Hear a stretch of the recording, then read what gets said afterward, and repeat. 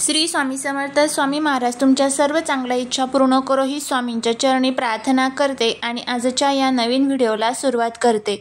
सध्या पितृपक्षाचा पंधरवाडा सुरू आहे आणि पितृपक्षाचा शेवट हा सर्व पितृ अमावस्येने होतो.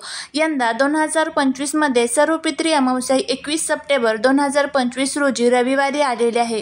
तर सर्व पितृ अमावस्येचा प्रारंभ हा शनिवार दिनांक 20 सप्टेंबर 2025 रोजी रात्री 12:36 होईल आणि 21 सप्टेंबर 2025 रोजी रात्री 1:23 संपणार आहे. सर्व पितृ अमावस्या या दिवशी पितरांचे तर्पण, श्राद्ध, विधी आणि पिंडदान करणाऱ्या विधीला अधिक महत्त्व देण्यात आलेले आहे. या दिवशी केलेले कोणतेही उपाय अतिशय प्रभावी ठरत असतात. त्या उपायांचा आपल्याला निश्चितच फळ प्राप्त होत असतं. पितृपक्षाचा पंधरवाडा हा पितरांसाठी खूप खास मानला जातो. या काळात पितरांचे स्मरण करून त्यांना नैवेद्य अर्पण केला जातो आणि पितरांचा आशीर्वाद मिळवल्याने आपल्या जीवनातील अनेक संकटे दूर होतात. या सर्व पितृ अमावस्येला मोक्षदायिनी अमावस्या असेही म्हणतात. अनेकदा आपण पैसे कमवून देखील आपल्याकडे ते टिकत नाहीत. आलेला पैसा आपल्या हातातून, घरातून कोणत्या न कोणत्या कारणातून निघून जातो तर आपल्यावर पितृ नाराज होतात असे म्हटले जातं. सर्व पितृ अमावस्या ही सगळ्यात मोठी अमावस्या मानली जाते. या दिवशी ज्या व्यक्तीची आपल्याला श्राद्ध तिथी माहीत नसते त्यांचं पिंडदान, तर्पण, विधी आणि श्राद्ध केले जाते. जर तुम्हाला सतत आर्थिक समस्या येत असेल तर या सर्व पितृ अमावस्येला काही उपाय जर केले तर नक्कीच आर्थिक समस्या दूर होतील आणि पितृदोषा देखील नष्ट होईल. म्हणून आजच्या या व्हिडिओमध्ये एक अतिशय प्रभावी असा उपाय मी तुमच्यासोबत शेअर करणार आहे. सर्व पितृ अमावस्येच्या दिवशी तुम्हाला सकाळीच आपल्याला असा एक दिवा जो आहे तर तो लावायचा आहे. हा दिवा लावल्याने आपल्या आयुष्याचं सोनं झाल्याशिवाय राहणार नाही. कुटुंबाची भरभरून प्रगती होईल. 100 पिढ्यांचा पितृदोषा नष्ट होऊन लक्ष्मी आपल्यावरती प्रसन्न होईल. असा हा एक उपाय आजच्या व्हिडिओमध्ये आपण पाहणार आहोत. त्यामुळे तुम्ही हा व्हिडिओ स्किप न करता शेवटपर्यंत नक्की पहा.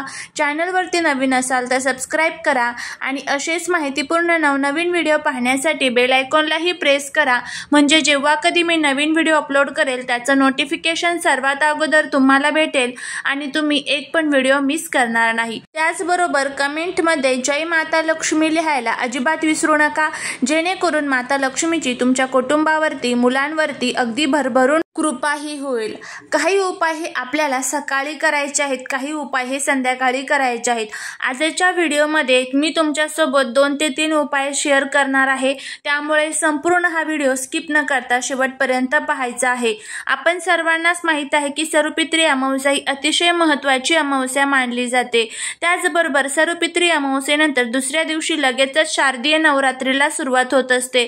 जर आपल्या घरामध्ये सुख, शांती, समृद्धी नांदत नसेल, सतत घरामध्ये वादविवाद, कलह यासारख्या गोष्टी घडत असेल, तसेच घरामध्ये भरपूर पैसा येतो परंतु आलेला पैसा घरामध्ये टिकत नाही किंवा कधी कधी कुटुंबातील सदस्य फक्त मेहनत करताय, कष्ट करताय परंतु त्यांच्या कष्टाला आणि मेहनतीला योग्य मोबदला मिळत नाहीये, यामुळे घरात सतत आर्थिक अडचणी येत असेल, पैशांच्या अडचणी येत असतील, यामुळे घरामध्ये कर्ज वाढत जात असेल, आपल्याला लक्ष्मी जी आहे तर ते आपल्यावरती प्रसन्न राहत नसेल, पितरांचा आशीर्वाद हा आपल्यावरती राहत नसेल, त्यासाठी तुम्हाला हा जो उपाय आहे तर तो सकाळी 12 वाजण्याच्या अगोदर तुम्हाला सर्व पितृ अमावस्येच्या दिवशी करायचा आहे.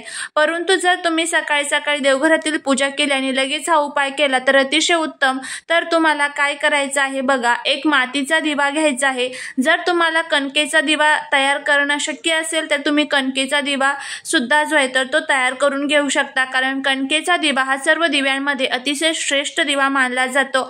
अगदी सोने चांदीपेक्षाही कणकेच्या दिव्याला शुभ मानले जाते. कोणतेही उपाय करण्यासाठी तुम्हाला शक्य असेल तर तुम्ही थोडीशी हळद घालून कणकेचं पीठ मळा आणि त्याचा दिवा तुम्हाला तयार करून घ्यायचा आहे. जर तुम्हाला कणकेचा दिवा बनवणं शक्य नसेल तर मातीची पंती जी असते तर ती तुम्हाला घ्यायची आहे. दिवा हा बुद्धीचे, ज्ञानाचे आणि त्यागाचे प्रतीक असतो. दिव्यामध्ये सकारात्मक ऊर्जा असते. दिवा लावल्यामुळे आपल्या आणि आपल्या जीवनातील सर्व जे काही दोष आहेत तर ते दूर होतात. ज्या प्रकारे आपल्याला प्रकाशाची गरज असते त्याच पद्धतीने आपल्या पितरांना सुद्धा प्रकाशाची गरज असते. आणि हा दिवा ज्यावेळेस आपण सर्व पितृ अमावस्येच्या दिवशी लावणार आहोत तर हा जो प्रकाश आहे दिव्याचा तर तो आपल्या पितरांच्या आयुष्यामध्ये म्हणजेच त्यांच्या पुढील वाटचालीसाठी त्यांना मदत तर करणार आहेच, पण त्याचबरोबर आपल्या जीवनातील ज्या काही अडचणी आहेत तर त्या देखील दूर होणार आहेत. कारण दिव्याचं दान हे सर्वात श्रेष्ठ दान मानलं जातं.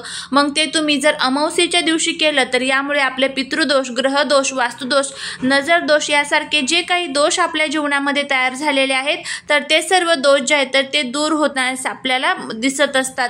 तर आता आपल्याला काय करायचं आहे, त्यामध्ये तुम्हाला दुहेरी कापसाची वात घालायची आहे. म्हणजे कापूस घ्यायचा आहे, त्याच्यापासून वात तयार करायची आहे. 2 वाती तयार करायच्या, त्या 2 वाती एकत्र करायच्या आणि त्या तुम्हाला त्या दिव्यामध्ये घालायच्या आहे. शुद्ध गाईचं तूप तुम्हाला या दिव्यामध्ये घालायचं आहे. नंतर हा दिवा तुम्हाला प्रज्वलित करायचा आहे. हा दिवा तुम्ही प्रज्वलित केल्यानंतर एक प्लेट घ्यायची आहे तुम्हाला. त्या प्लेटमध्ये तुम्हाला खाली थोडेसे तांदूळ ठेवायचे आहे. त्या तांदळावरती तुम्हाला हा दिवा ठेवायचा आहे. हा दिवा तुम्हाला तुमच्या संपूर्ण घरामधनं फिरवायचा आहे.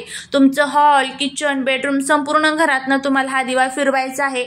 आणि त्यानंतर आपल्या घरातील जो ईशान्य कोपरा आहे ना तर त्या ईशान्य कोपऱ्यामध्ये तुम्हाला जायचं आहे आणि तिथे तुम्हाला हा दिवा जो आहे तर तो ठेवायचा आहे. आणि दिव्याची वात जी आहे तर ती तुम्हाला पूर्व दिशेला करायची आहे.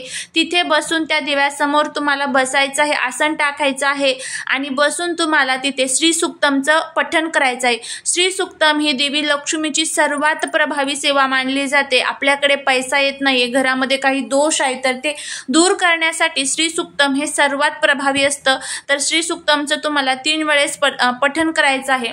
आता हा पहिला दिवा आपण कशासाठी लावलेला आहे तर आपल्या घरातील ज्या पैशांच्या अडचणी आहेत तर त्या दूर करण्यासाठी. त्यानंतर दुसरा जो दिवा आहे तर तो आपल्याला लावायचा आहे, तो म्हणजे आपल्या पितरांसाठी. सर्व पितरी अमावस्येच्या दिवशी जर हे दिव्याचं दान तुम्ही तुमच्या पितरांसाठी केलं तर तुम्हाला जीवनात कधीच कोणतीच अडचण येणार नाही. बघा, जे काही दोष आपल्या घरात तयार होतात, जर पितृदोष असेल तर तुम्ही कितीही कष्ट करा, उपाय करा, सेवा करा, त्याचं फळ हे तुम्हाला मिळणारच नाही. त्यामुळे एकदा की तुमच्या पितृदोषापासून सुटका झाली की तर नक्कीच तुम्हाला सर्व कामामध्ये यश मिळेल, घरामध्ये लक्ष्मीही टिकून राहील. आता जो पहिला दिवा आपण लावलेला आहे तो दिवा शांत झाला की दिव्यातील जी वात शिल्लक असेल तर ती निर्माल्यात टाकून द्यायची. त्याचबरोबर तांदूळ हे पक्ष्यांना खाऊ घालायचे. त्यानंतर दुसरा दिवा हा तुम्हाला संध्याकाळच्या वेळेस, म्हणजेच कधी तर ज्या वेळेमध्ये लक्ष्मी आपल्या घरामध्ये येत असते त्या कालावधीमध्ये तुम्हाला हा जो दुसरा दिवा आहे तर तो लावायचा आहे. तर तुम्हाला काय करायचं आहे, 5 ते 6चा जो कालावधी असतो त्या कालावधीमध्ये तुम्हाला एक प्लेट घ्यायची आहे.